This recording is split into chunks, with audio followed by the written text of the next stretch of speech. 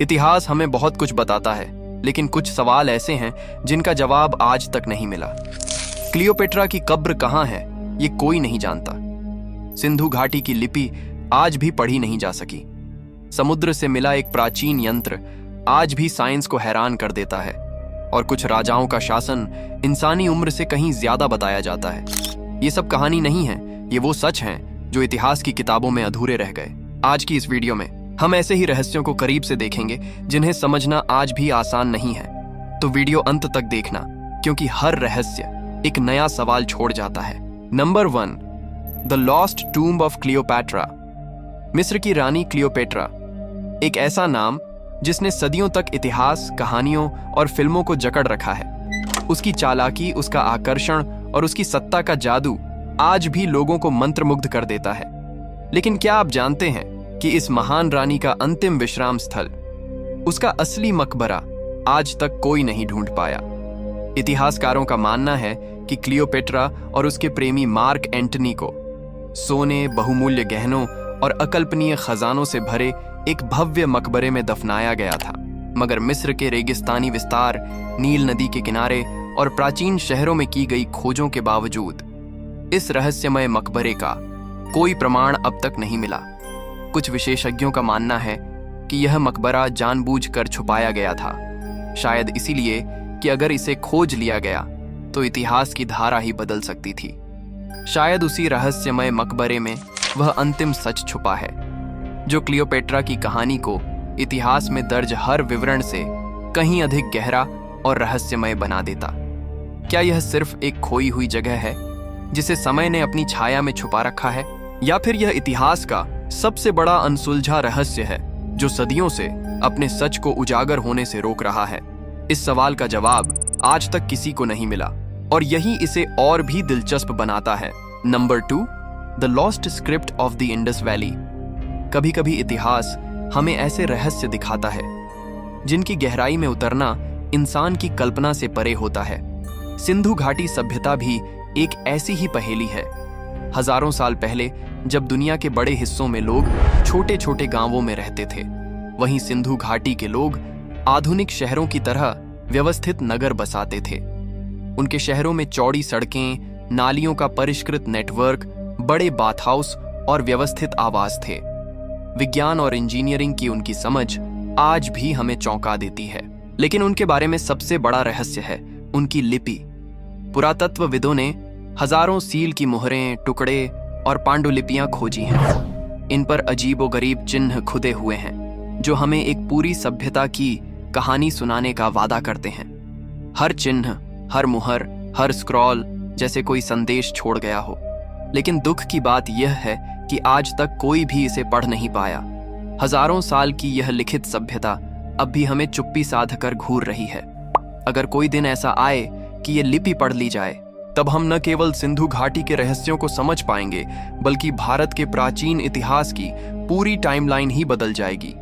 हम जान पाएंगे कि हमारे पूर्वज केवल शहर नहीं बसाते थे, बल्कि उनके विचार, उनका ज्ञान, उनकी संस्कृति और उनकी तकनीक, सब कुछ अद्वितीय और अविश्वसनीय था।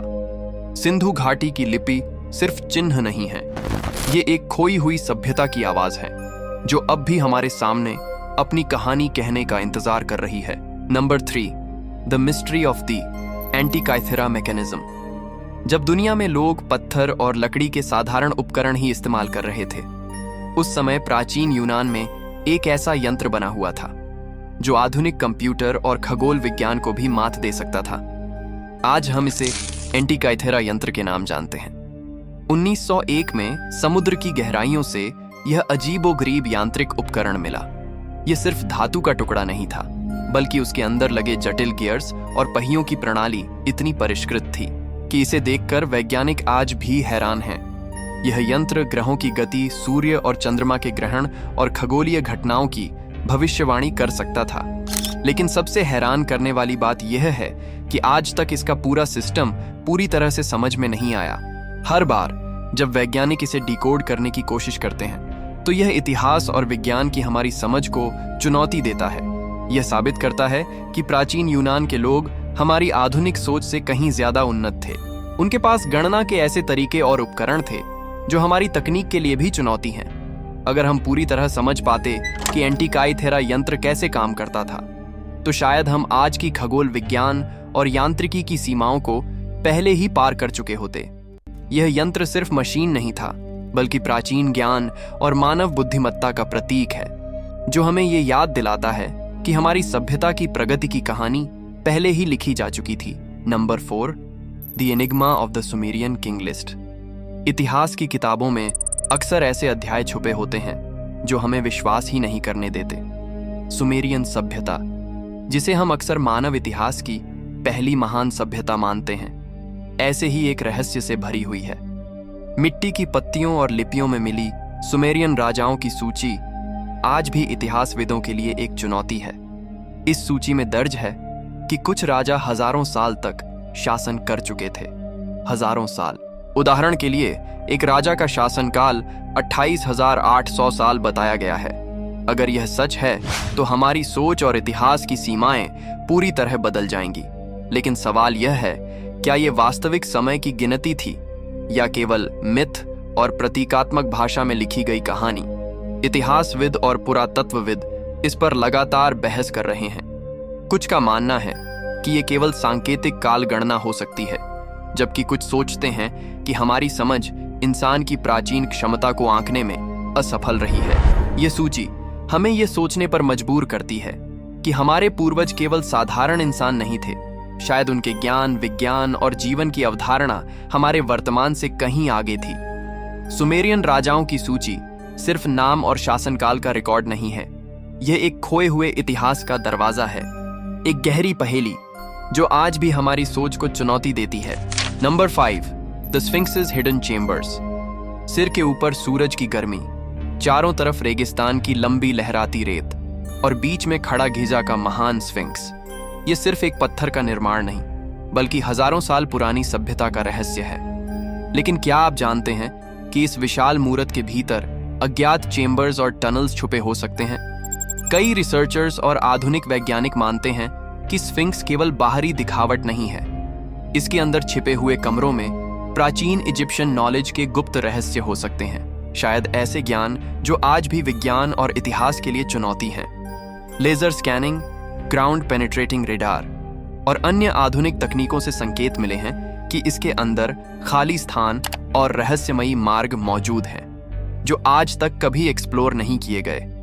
लेकिन यह सिर्फ खोज नहीं है, यह एक समय यात्रा की तरह है।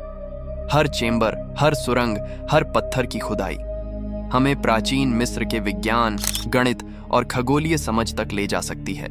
कुछ इतिहासकारों का मानना है कि ये चेंबर्स राजाओं, रहस्यमयी पांडुलिपियों और शायद खोए हुए खजाने का घर हो सकते हैं। अगर कोई दिन ऐसा आए कि इन हिडन चेंबर्स को पूरी तरह से खोला और समझा जाए, तो हमारी मिस्र सभ्यता के ज्ञान की पूरी तस्वीर ही बदल जाएगी। स्फिंक्स सिर्फ पत्थर का निर्माण नहीं है, बल्कि एक जीवित रहस्य है जो सदियों से हमें अपने अतीत की गहराई में देखने का आमंत्रण दे रहा है। Number 6, the Voynich manuscript. कभी कभी किताबें सिर्फ शब्दों का संग्रह नहीं होती, बल्कि एक रहस्य का दरवाजा बन जाती है। ऐसी ही एक किताब है वॉयनिच मैन्युस्क्रिप्ट, जिसे 1400 ईस्वी में बनाया गया था। लेकिन इसके पन्नों पर लिखी गई भाषा और अजीबोगरीब चित्र आज भी किसी के लिए डिकोड नहीं हुए हैं। इस मैन्युस्क्रिप्ट के पन्नों में अज्ञात वर्णों का एक जाल बिछा है, जिसे पढ़ने की कोशिश में इतिहास और क्रिप्टोग्राफी के विशेषज्ञ भी फेल हो चुके हैं। इसके अलावा किताब में अजीबोगरीब पौधों, खगोलीय आरेख और अजीब चित्र बने हैं, जो किसी लुप्त सभ्यता के रहस्यमय ज्ञान का संकेत देते हैं। हर पन्ना ऐसा प्रतीत होता है जैसे लेखक हमें किसी गुप्त संदेश की ओर इशारा कर रहा हो। लेकिन क्या यह जादू या विज्ञान का कोई मिश्रण है, या ये किताब किसी प्राचीन ज्ञान का खजाना है जिसे हम अब तक समझ नहीं पाए? अगर किसी दिन यह मैन्युस्क्रिप्ट पूरी तरह डीकोड हो जाए, तो हमें एक पूरी खोई हुई सभ्यता की सोच, विज्ञान और रहस्यमय ज्ञान सामने मिलेगा। हर पन्ना, हर चित्र और हर शब्द, यह सब हमें उस समय की दुनिया में ले जाएगा जब इंसान का ज्ञान हमारे आज के विचारों से कहीं अधिक उन्नत था। वॉयनिच मैन्युस्क्रिप्ट सिर्फ एक किताब नहीं है, यह एक पहेली है जिसे सुलझाने का कोई रास्ता अभी तक नहीं मिला। और शायद यह हमें मानव इतिहास की सबसे बड़ी गुत्थियों में से एक की चाबी दे सकती है। Number 7, the lost library of Alexandria. कल्पना कीजिए एक ऐसा समय जब इंसान ने अपने ज्ञान को इकट्ठा करने के लिए एक ऐसी जगह बनाई जो पूरे विश्व का केंद्र बन गई। ये थी अलेक्जेंड्रिया की महान पुस्तकालय, दुनिया का सबसे बड़ा और भव्य ज्ञान केंद्र। यहाँ सिर्फ किताबें नहीं थीं, बल्कि मानव सभ्यता का पूरा खजाना सुरक्षित था। विज्ञान की बारीकियां, चिकित्सा के रहस्य, खगोल शास्त्र के अद्भुत ज्ञान, इतिहास की घटनाएं और दर्शन के गूढ़ विचार, सब कुछ यहीं मौजूद था। इस पुस्तकालय की दीवारों के अंदर हजारों स्क्रॉल और पांडुलिपियां रखी गई थीं, जिन्हें दुनिया के सबसे बुद्धिमान लोग पढ़ने और समझने आते थे। कहा जाता है कि अलेक्जेंड्रिया में हर समुद्री यात्रा से लौटते ही विद्वान नए ज्ञान के साथ यहां आते और उसे इस विशाल संग्रह में जोड़ते। लेकिन जैसे ही समय ने अपना रुख बदला, यह ज्ञान का खजाना भी अंधकार में खो गया। आग, युद्ध और राजनीतिक संघर्षों ने इस पुस्तकालय को तहस नहस कर दिया। एक एक पांडुलिपि जल गई और हजारों साल का मानव ज्ञान, जो दुनिया की दिशा बदल सकता था, सदियों के लिए गायब हो गया। लेकिन जरा सोचिए, अगर ये ज्ञान आज हमारे पास होता, शायद विज्ञान की दुनिया, चिकित्सा के क्षेत्र और हमारी सोच, सब कुछ आज बिल्कुल अलग होता। इंसान ने जो कुछ हासिल किया वह शायद बहुत पहले ही हासिल कर लिया होता। अलेक्जेंड्रिया की पुस्तकालय केवल कागज और स्याही का संग्रह नहीं थी, बल्कि मानवता का सपना और उसका भविष्य थी, जिसे हमने खो दिया। Number 8, the lost labyrinth of Egypt. मिस्र के इतिहास में एक ऐसा रहस्य छुपा है जिसे पढ़कर आज भी इतिहासकार और वैज्ञानिक हैरान रह जाते हैं। ग्रीक इतिहासकार हेरोडोटस ने लगभग 2500 साल पहले अपने लेखों में एक ऐसे विशाल भूमिगत भूल भुलैया का जिक्र किया था, जो पिरामिडों से भी ज्यादा भव्य और रहस्यमय बताई गई थी। हेरोडोटस के अनुसार इस लैबिरिंथ में हजारों कमरे, लंबे गलियारे और कई स्तरों पर बनी सुरंगें थीं, और जो भी इसे देखता था वह खुद पिरामिडों को भूल जाता था। यह लैबिरिंथ कहा जाता है कि मिस्र के फयूम क्षेत्र के पास स्थित थी, जहां कभी फिरौनों का एक अहम धार्मिक और प्रशासनिक केंद्र हुआ करता था। आधुनिक समय में वैज्ञानिकों ने जब वहां ग्राउंड पेनिट्रेटिंग रेडार और दूसरी आधुनिक तकनीकों का इस्तेमाल किया, तो जमीन के नीचे अजीब जियोमेट्रिकल स्ट्रक्चर्स और विशाल खाली स्थानों के संकेत जरूर मिले। ये संकेत साफ इशारा करते हैं कि जमीन के नीचे कुछ बहुत बड़ा और योजनाबद्ध ढांचा मौजूद हो सकता है। लेकिन सबसे बड़ा सवाल यहीं से शुरू होता है। इतने साफ संकेत मिलने के बावजूद आज तक वहां कोई बड़ी खुदाई नहीं की गई, और न ही उस लैबिरिंथ का कोई ठोस हिस्सा दुनिया के सामने लाया गया। कुछ लोग मानते हैं कि राजनीतिक कारणों से इसे दुनिया के सामने लाना आसान नहीं था। यही वजह है कि लॉस्ट लैबिरिंथ ऑफ इजिप्ट आज भी सिर्फ एक पुरानी किताब का जिक्र नहीं, बल्कि एक जिंदा रहस्य बना हुआ है। ऐसा रहस्य जो शायद मिस्र की सभ्यता को लेकर हमारी पूरी समझ ही बदल सकता है। Number 9, the forgotten pyramids of Sudan.